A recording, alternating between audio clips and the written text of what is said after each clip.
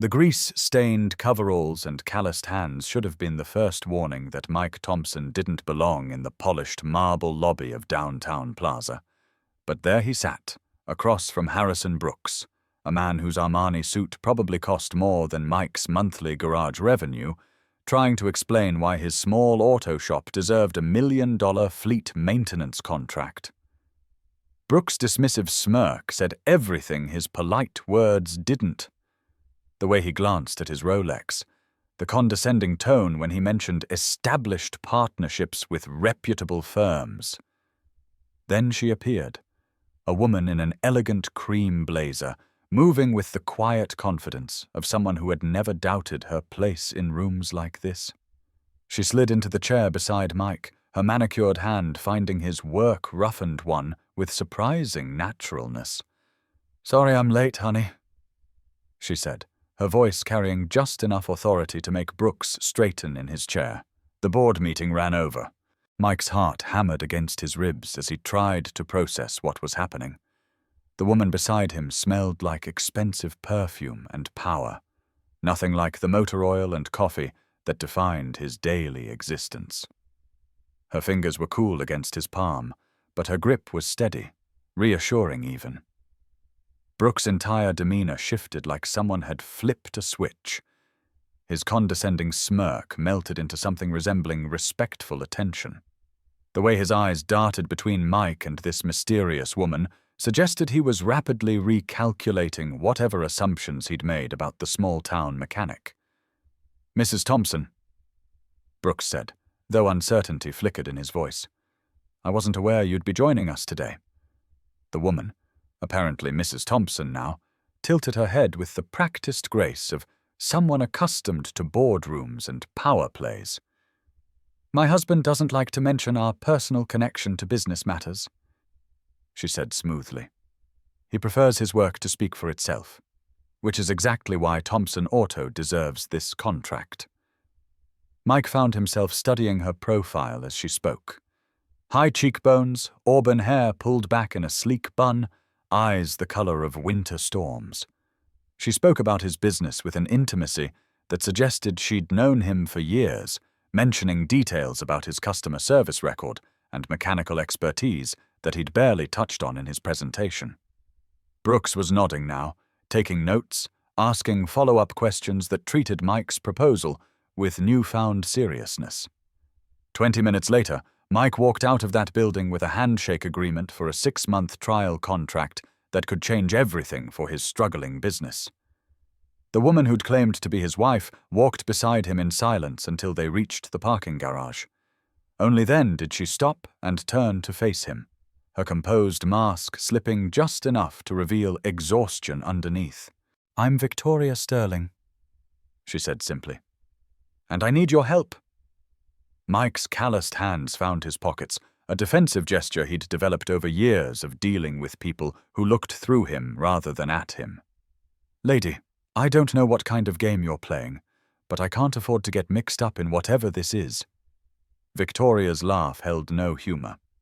"Trust me, Mr. Thompson, neither can I. But sometimes we don't get to choose our circumstances."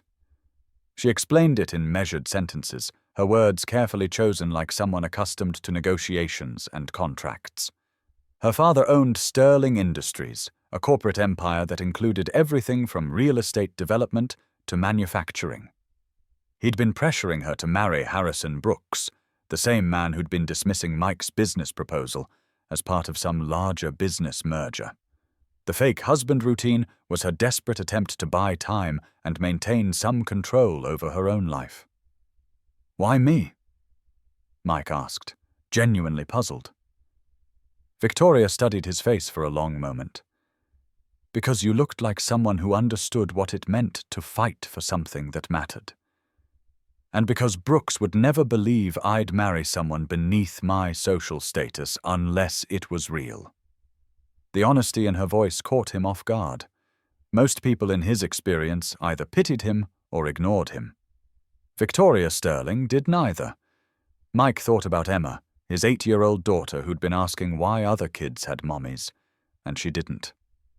He thought about the stack of unpaid bills on his kitchen table and the contract he'd just secured through this woman's intervention. "What exactly would you need me to do?"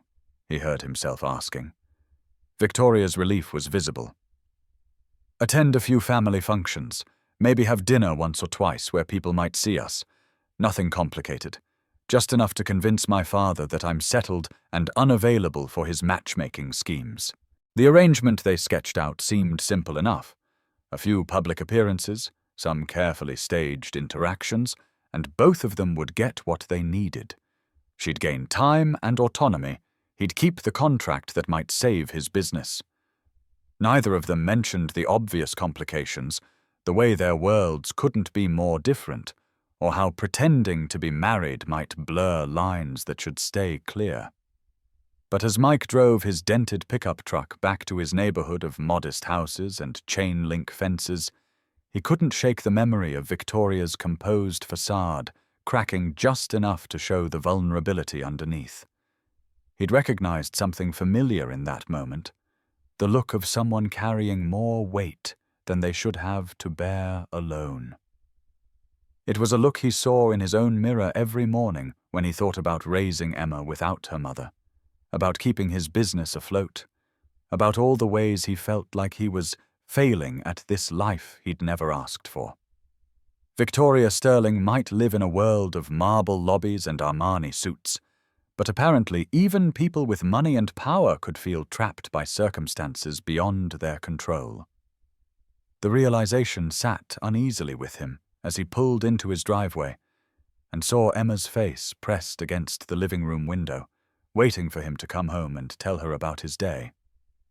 3 days later, Mike found himself standing in front of his bedroom mirror, adjusting the collar of the only dress shirt he owned that didn't have permanent grease stains. Victoria had invited him to a charity gala at the Riverside Country Club, their first public appearance as a married couple.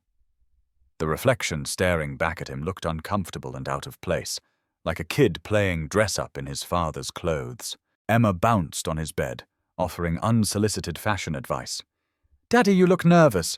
Are you going on a date?" The question hit closer to home than his 8-year-old daughter could possibly understand. "It's not a date, sweetheart. It's just business." Emma's skeptical expression suggested she wasn't buying his explanation, but she didn't push the subject. Mrs. Garcia from next door arrived to babysit, and Mike drove to the address Victoria had given him, a gleaming high-rise in the financial district. The doorman's polite nod suggested he'd been expecting Mike, another small detail that reminded him how thoroughly Victoria planned everything. She answered the door wearing a black cocktail dress that probably cost more than his monthly mortgage payment, her hair arranged in soft waves that framed her face perfectly. "You clean up nicely, Mr. Thompson," she said with a smile that seemed more genuine than their previous interactions. "Please, call me Mike.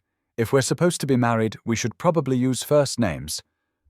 Victoria's laugh was warm and unexpected. "Fair point. Victoria will do fine." As they walked to his truck, Mike felt acutely aware of how ridiculous they must look, her elegant sophistication next to his working-class practicality. The charity gala was everything Mike had expected, and worse. Crystal chandeliers, orchestral music, and conversations about stock portfolios and vacation homes in the Hamptons. Victoria navigated the social landscape with practiced ease, introducing Mike to various business associates and family friends with the same confident composure she'd shown during the Brooks meeting.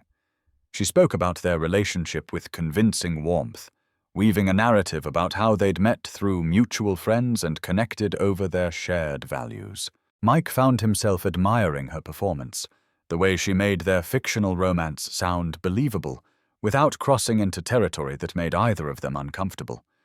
She deflected personal questions with skillful redirection, praised his work ethic and integrity to anyone who would listen, and somehow managed to make him feel like he belonged in a room where his truck probably cost less than most people's watches. Harrison Brooks approached them during the cocktail hour, his expression carefully neutral. "Victoria, what a surprise seeing you here with your husband."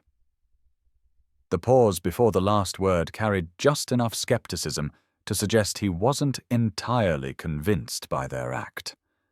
Victoria's hand found Mike's arm with natural intimacy. "Harrison, you remember Mike from the other day. I was just telling the Weatherbys about his expansion plans for Thompson Auto." The conversation that followed was a masterclass in social warfare disguised as polite small talk. Brooks probed their relationship with questions designed to expose inconsistencies, while Victoria parried each attempt with details that suggested intimate knowledge of Mike's life and business. Mike found himself jumping in when Brooks implied that Victoria might be slumming for the novelty of dating outside her social circle.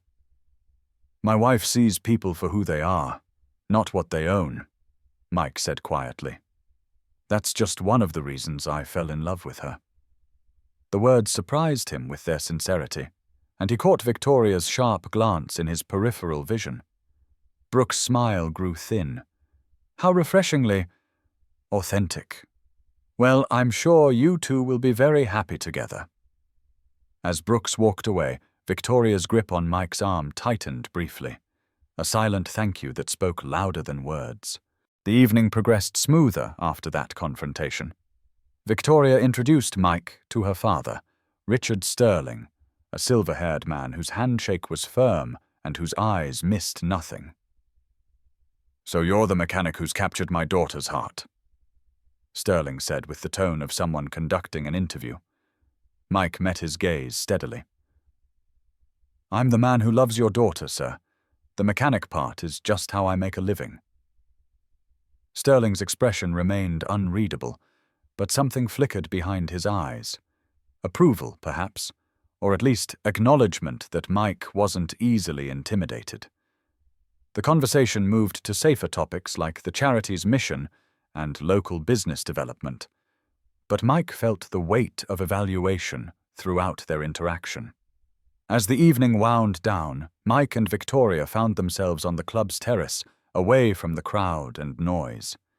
The city sparkled below them, a sea of lights that made everything seem possible. "You did well in there," Victoria said softly. "Especially with Brooks and my father." Mike leaned against the railing, studying her profile in the moonlight. "This isn't going to work long-term, is it? People like your father don't give up easily." Victoria's sigh carried the weight of years of family expectations and corporate politics. "No, he doesn't. But it buys me time to figure out my next move." They stood in comfortable silence for several minutes, the pretense of their arrangement temporarily forgotten in the quiet intimacy of the moment. Mike found himself wondering what Victoria's life was really like beneath the polished exterior. What dreams she might have sacrificed to meet her family's expectations. "Tell me about your daughter," Victoria said suddenly. The request caught Mike off guard. In all their planning and preparation, Emma had been mentioned only in passing. "Emma's 8, smart as a whip and twice as stubborn. She's been asking questions about why other kids have mothers and she doesn't." Victoria's expression softened. "How long has it been?" 3 years. Car accident. Sarah was coming home from her sister's house when someone ran a red light." The words still hurt to say, even after all this time. Victoria reached out and touched his hand gently. "I'm sorry. That must be incredibly difficult." There was genuine sympathy in her voice, no trace of pity or awkward platitudes. "Emma's been the bright spot through all of it. Some days she's the only reason I get out of bed." Victoria nodded, as if she understood something about carrying impossible responsibilities alone. As Mike drove Victoria home that night, they established new boundaries for their arrangement. More family functions would be necessary to maintain credibility, but they agreed to keep Emma out of their charade as much as possible. Victoria would help Mike navigate the social expectations of their fake relationship, while he would provide the authenticity that made their story believable.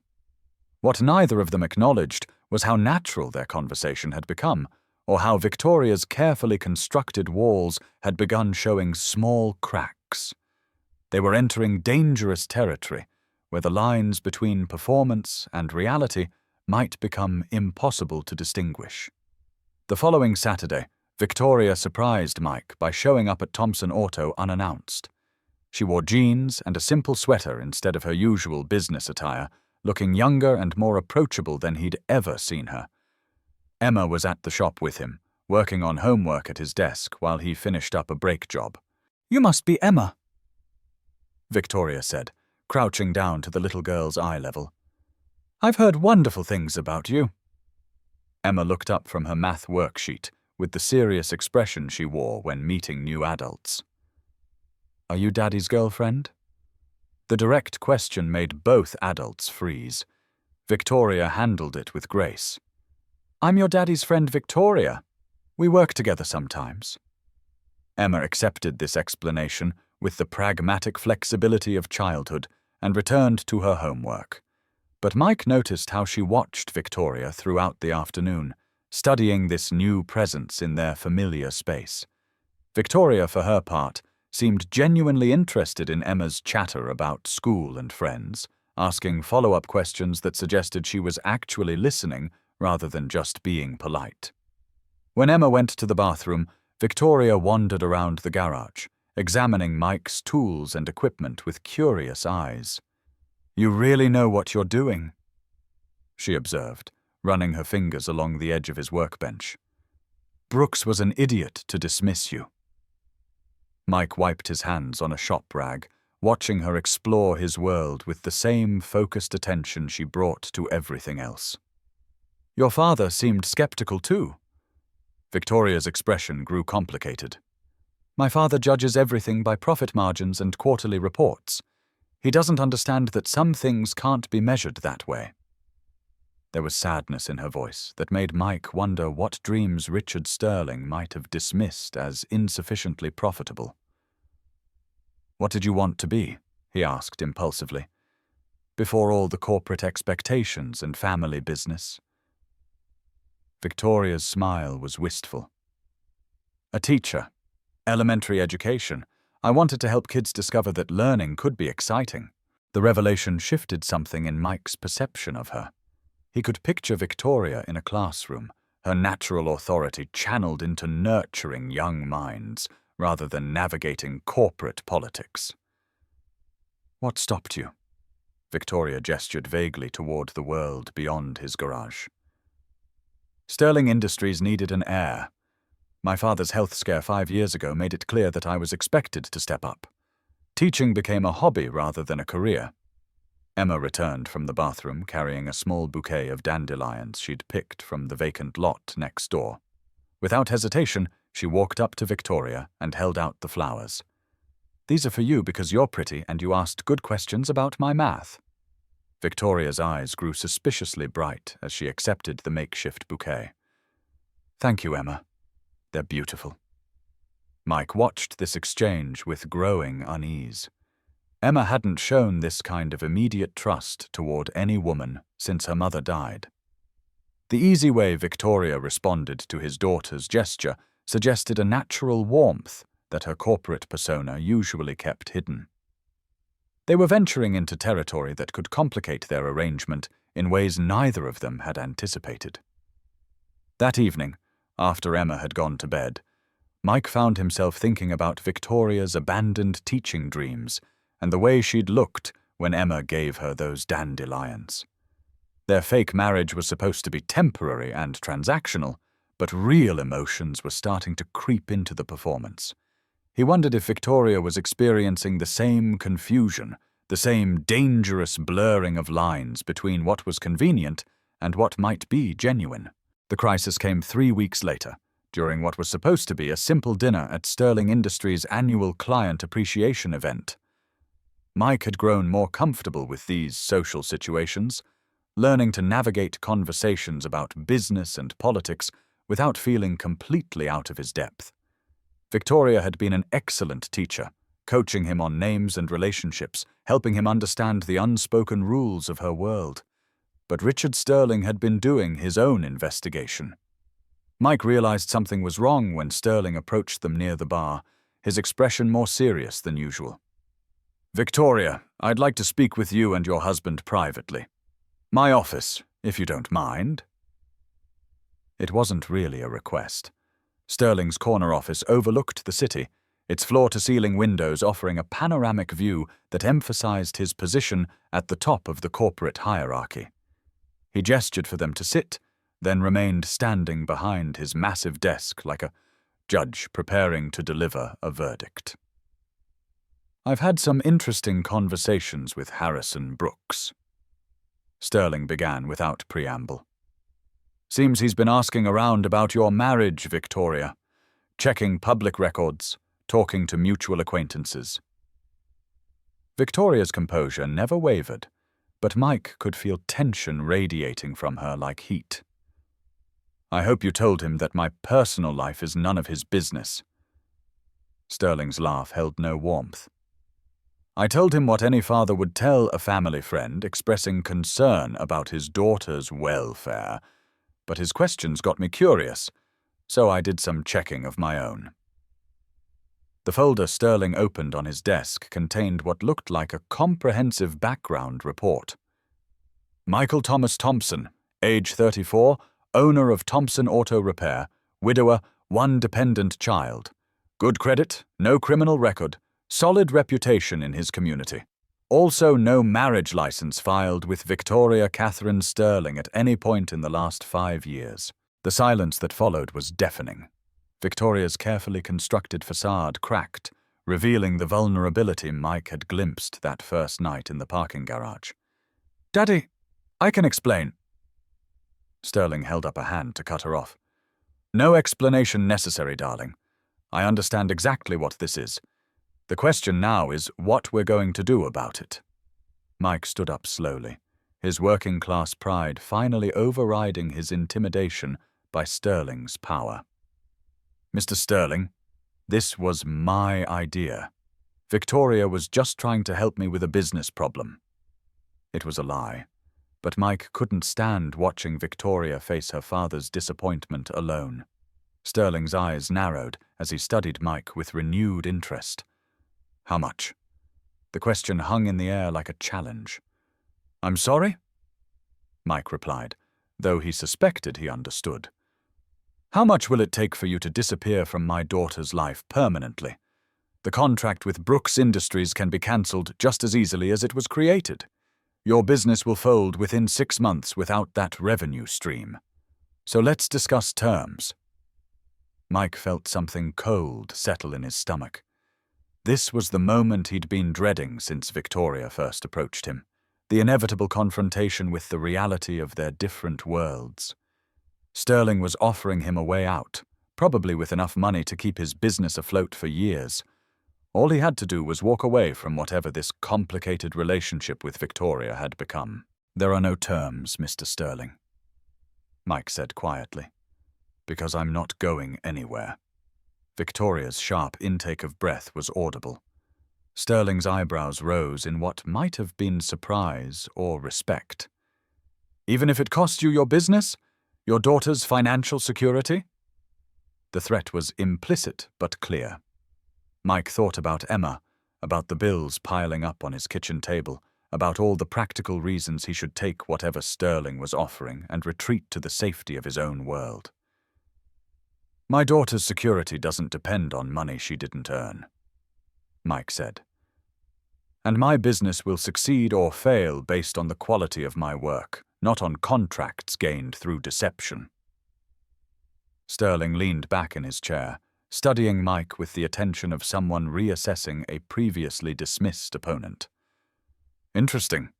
Most men in your position would have negotiated a higher price by now." Victoria had remained silent throughout this exchange, but now she stood up beside Mike, her composure fully restored. "Daddy, what Mike and I have is real. Maybe it didn't start that way, but it became something genuine." The words surprised Mike even as he heard them, because they contained more truth than either of them had previously acknowledged. Sterling's expression softened almost imperceptibly as he looked at his daughter. "Victoria, you're 32 years old. You could have any man in the city, men who could offer you the life you deserve, who understand your world and your responsibilities." Victoria's voice remained steady. "The life I deserve? You mean the life you've planned for me? The corporate marriage to Harrison Brooks that serves Sterling Industries better than it serves me?" The conversation that followed revealed years of accumulated tension between father and daughter. Sterling's expectations, Victoria's sacrificed dreams, the weight of family legacy and corporate responsibility. Mike found himself witnessing an intensely personal confrontation that had been building long before he entered Victoria's life. "I spent my 20s becoming the perfect corporate heir," Victoria said, her voice rising slightly. "I gave up teaching. I dated men you approved of. I put Sterling Industries before every personal relationship I've ever had. But I won't marry someone I don't love to close a business deal, even for you." Sterling's face remained impassive, but something flickered in his eyes. Hurt, perhaps, or the recognition that his daughter had inherited more of his stubborn determination than he'd realized. "And you think you love him?" Sterling gestured toward Mike without looking at him. Victoria's hesitation lasted only a moment. "Yes, I do." The admission sent shockwaves through Mike's entire worldview. This was supposed to be a performance, a mutually beneficial arrangement with clear boundaries and no real emotional investment. But Victoria had just declared her love for him in front of her father, and the words didn't sound like part of any script they'd rehearsed. Sterling stood up and walked to his window, looking out at the city lights below. When he spoke again, his voice carried the weight of someone making a difficult decision. "The contract with Brooks Industries will stand. Your personal choices are your own, Victoria, but they come with consequences. If you choose this path, don't expect Sterling Industries to bail you out when reality sets in." The dismissal was clear. As they left Sterling's office, Mike felt like he was walking through a dream where nothing quite made sense. Victoria remained silent until they reached the parking garage, where she finally stopped and turned to face him. "I'm sorry," she said simply. "I never intended for it to get this complicated." Mike studied her face in the fluorescent lighting, searching for clues about what had just happened upstairs. "Did you mean what you said? About loving me?" Victoria's composure finally cracked completely. "I don't know. Maybe. Does it matter? My father will make sure the contract gets cancelled, your business will suffer, and we'll both be worse off than when we started this charade." But Mike was thinking about Emma's fascination with Victoria, about quiet conversations on country club terraces, about the way Victoria's eyes had lit up when she talked about teaching. "What if it wasn't a charade anymore?" he heard himself asking. "What if we tried making this real?" Victoria's laugh was shaky. "Mike, we live in completely different worlds. I don't know how to change a tire, and you've probably never been to an opera. What could we possibly have in common besides a fake marriage that's about to blow up in our faces?" Mike stepped closer, close enough to see the uncertainty and hope warring in her eyes. "We both know what it's like to put other people's needs before our own. We both understand responsibility and sacrifice, and we both care about Emma." The truth of those words settled between them like a foundation they could build on. Victoria's walls were fully down now, revealing someone who was tired of performing and pretending, who wanted something genuine, even if it came with risks and complications. "Your father's not going to make this easy," Mike warned. "Neither will Brooks or anyone else who thinks you're making a mistake." Victoria's smile was the first completely unguarded expression he'd seen from her. "Let them think what they want. I'm tired of living my life for other people's approval." As they kissed for the first time, really kissed, not for show or to maintain their cover, Mike realized that their fake marriage had somehow become the most genuine relationship either of them had experienced in years. The fallout began almost immediately. Sterling Industries cancelled the Brooks contract within 48 hours, citing performance concerns that everyone understood were really about family politics. Mike's business took an immediate hit, losing not just the revenue, but also the credibility that came with high-profile corporate clients. But something unexpected happened. Word spread through their small community about what Mike had done, choosing love and integrity over money and security. Other small business owners began bringing their vehicles to Thompson Auto, wanting to support someone who'd stood up to corporate bullying. The local newspaper ran a feature about Mike's garage, praising his honesty and work ethic. Within a month, he had more business than he could handle. Victoria faced her own challenges. Sterling Industries' board, influenced by her father's disappointment, began questioning her judgment and fitness for leadership roles. Harrison Brooks, emboldened by the family conflict, renewed his pursuit with public displays of interest that made Victoria's situation more difficult. But Victoria had found something in Mike's world that her corporate life had never provided: authenticity and genuine connection. She started volunteering at Emma's school, helping with reading programs, and discovering that her abandoned teaching dreams weren't as dead as she'd thought. The work fulfilled her in ways that quarterly reports and board meetings never had. Emma blossomed under Victoria's attention, finally having a maternal figure who listened to her concerns and celebrated her achievements. The three of them developed routines and traditions that felt like family.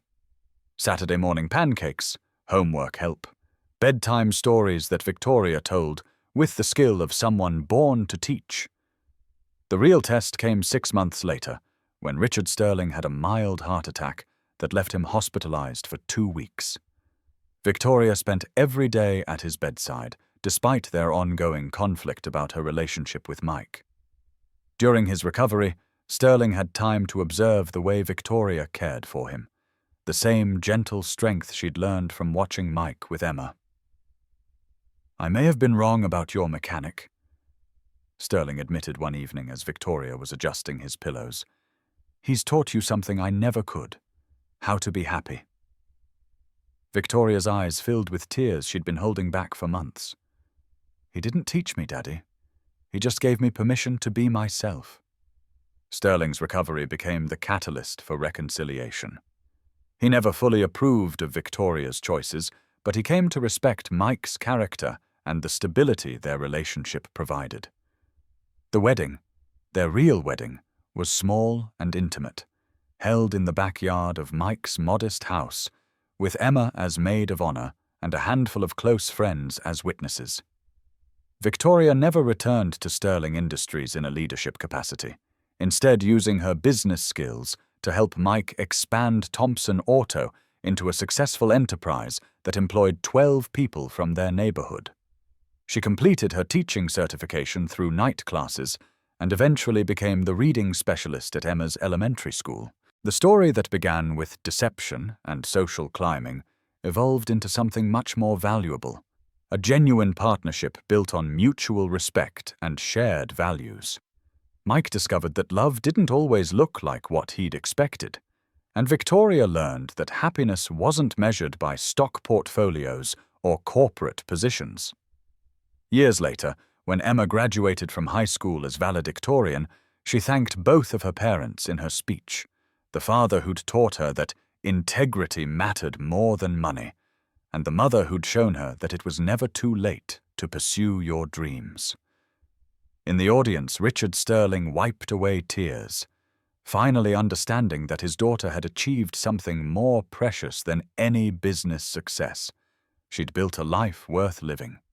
The fake marriage that started as a desperate scheme had become the foundation for genuine happiness, proving that sometimes the most unexpected partnerships can create the most beautiful families. Mike Thompson, the small-town mechanic who'd walked into that marble lobby feeling out of place, had found exactly where he belonged. But their journey wasn't without its final test. 2 years after their real wedding, Harrison Brooks made one last attempt to destroy what Mike and Victoria had built together. He'd never forgiven the humiliation of losing both the Sterling Industries merger and Victoria's hand to someone he considered beneath contempt. Brooks had been quietly investigating Thompson Auto's finances, looking for any irregularity he could exploit. When he discovered that Mike had used some of the original contract money to help other struggling small businesses in their neighborhood, technically a violation of the contract's terms, Brooks saw his opportunity for revenge. The lawsuit came without warning. Sterling Industries, under pressure from Brooks and other board members, filed breach of contract charges against Thompson Auto. The legal fees alone threatened to bankrupt Mike's business, and the negative publicity began driving customers away. Victoria watched helplessly as Mike shouldered the burden with characteristic, quiet determination, working 18-hour days to keep his employees paid while fighting the legal battle. Emma, now 10 years old, understood more about their situation than either adult realized. She'd inherited her father's practical wisdom and Victoria's strategic thinking, a combination that led her to an unexpected solution. During a family dinner where the adults were discussing their dwindling options, Emma looked up from her homework and asked a simple question that changed everything. "Why don't we tell everyone the truth?" she said, her young voice cutting through their worried conversation. "About how you two met and why you got married for real? People like true stories better than lies." Mike and Victoria exchanged glances, recognizing the wisdom in their daughter's innocent suggestion. Victoria had learned enough about her father's business practices over the years to know where the bodies were buried. She also understood that Brooks's vindictive lawsuit was motivated by personal revenge rather than legitimate business concerns. With Emma's encouragement and Mike's reluctant agreement, she decided to fight fire with fire. The press conference Victoria called sent shockwaves through the corporate community. Standing beside Mike in front of Thompson Auto, with Emma holding both their hands, Victoria told their complete story: the fake marriage arrangement, their genuine falling in love, and her father's initial opposition. But she didn't stop there. With the precision of someone trained in corporate warfare, Victoria exposed Brooks' history of using Sterling Industries' resources for personal vendettas. She revealed emails and documents showing how he'd manipulated board decisions to target businesses owned by people he disliked. Most damaging of all, she presented evidence that Brooks had been embezzling company funds to finance his own investment ventures. The revelation destroyed Brooks' reputation overnight. Sterling Industries' board, faced with a public relations nightmare and potential criminal liability, moved quickly to distance themselves from both Brooks and the lawsuit against Thompson Auto. Richard Sterling, watching his daughter's masterful handling of the crisis from his hospital bed, felt a complex mixture of pride and regret. "She learned that from you, you know," Mike said during one of his visits to Sterling's bedside. "The strategic thinking, the ability to see the big picture. You taught her well." Sterling's smile was rueful. "I taught her to be ruthless when necessary. You taught her to use that ruthlessness in service of something worthwhile." The lawsuit's dismissal came with a formal apology from Sterling Industries and a settlement that not only covered Mike's legal fees, but provided funding for the community development program Victoria had been planning. Thompson Auto became the anchor business in a revitalized neighborhood that attracted other small enterprises, creating jobs and opportunity for families who'd been struggling. Victoria's transformation was complete. The polished corporate executive who'd first appeared in that marble lobby had become someone entirely different: a teacher, a mother, a community advocate who used her business skills to lift others up rather than climb higher herself. She never missed Emma's school plays or soccer games, never let board meetings take priority over family dinner, never again allowed other people's expectations to define her happiness. Mike's quiet strength had become the foundation their family was built on.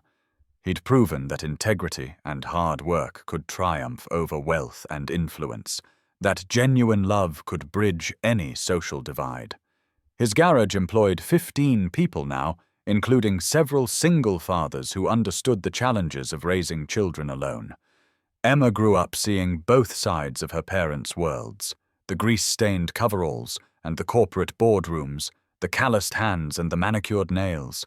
She learned that worth wasn't measured by bank accounts or social status, but by how you treated people and what you built with your life.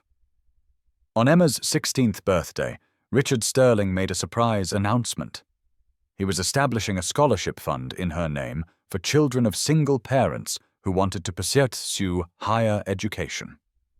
The fund would be administered jointly by Sterling Industries and Thompson Community Development, ensuring that both sides of Emma's heritage would work together to help other families. "Your parents taught me something important," Sterling told Emma at her birthday dinner. "Success isn't about what you accumulate for yourself.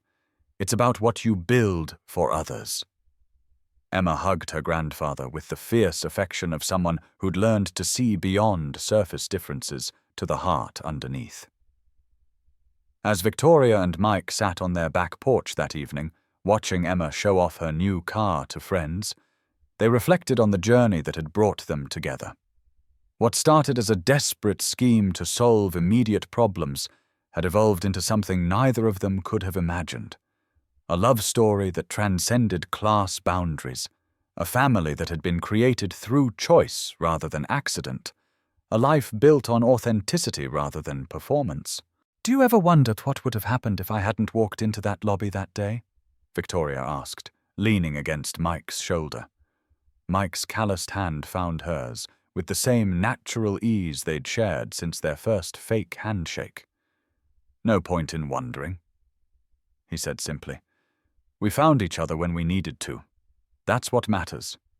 Victoria smiled at his practical wisdom, the same steady perspective that had first attracted her to this quiet man who'd never doubted his own worth, despite what others thought. "Emma was right, you know. People do like true stories better than lies." Their story had become legend in their community, the rich girl and the poor mechanic who'd found real love through a fake marriage. But Mike and Victoria knew the truth was more complex and more beautiful than any fairy tale. They'd each discovered that happiness couldn't be bought or inherited or strategically arranged. It had to be built, day by day, choice by choice, through the small acts of kindness and commitment that transformed two separate lives into one shared journey. As the sun set over their neighborhood, Mike's neighborhood, where Victoria had chosen to plant her roots, they could see the lights coming on in houses filled with families whose stories were just beginning. Some of those families had found stability through jobs at Thompson Auto or guidance through Victoria's literacy programs. Others had simply been inspired by the example of two people who'd chosen love over convenience, authenticity over expectation. The grease-stained coveralls still hung in Mike's closet next to Victoria's teaching clothes, symbols of the different worlds they'd once inhabited. But the marble lobby where their story began felt like ancient history now, replaced by kitchen tables and school auditoriums, soccer fields and community meetings where real life happened. Emma would graduate as valedictorian, just as her parents had hoped, but more importantly, she'd learned that success meant different things to different people. She'd seen her father choose integrity over profit, her mother choose teaching over corporate power, and both of them choose each other over easier paths.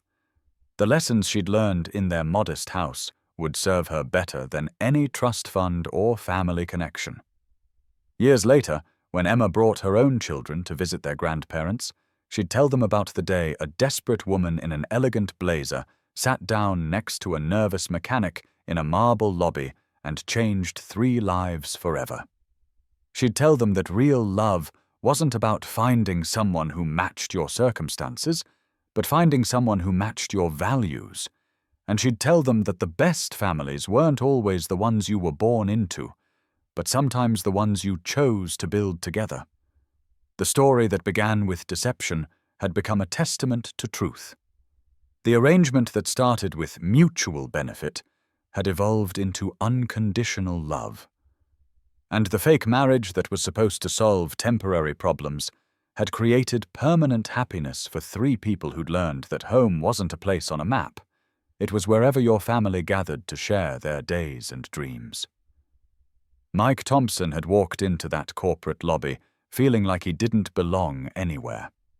He'd found his place not by changing who he was, but by finding someone who valued exactly the man he'd always been. Victoria Sterling had spent years playing roles other people had written for her. She'd discovered her authentic self by choosing a life that honored her heart rather than her family's expectations. Together they'd proven that love could cross any divide, that families could be created through choice as much as blood, and that sometimes the most unexpected partnerships could build the strongest foundations. Their story would continue in the lives they'd touched, the community they'd strengthened, and the daughter they'd raised to believe that anything was possible when you had the courage to be true to yourself. In the end, the CEO's daughter who'd said, "Act like you're my husband," had found something more valuable than any corporate merger or strategic alliance. She'd found a husband who didn't need to act like anything other than himself, a love that didn't require performance or pretense, and a family that had been built on the solid ground of mutual respect and shared dreams. The poor single dad's reaction had indeed changed everything, not through grand gestures or dramatic transformations, but through the quiet consistency of a man who understood that real strength came from knowing who you were and refusing to apologize for it.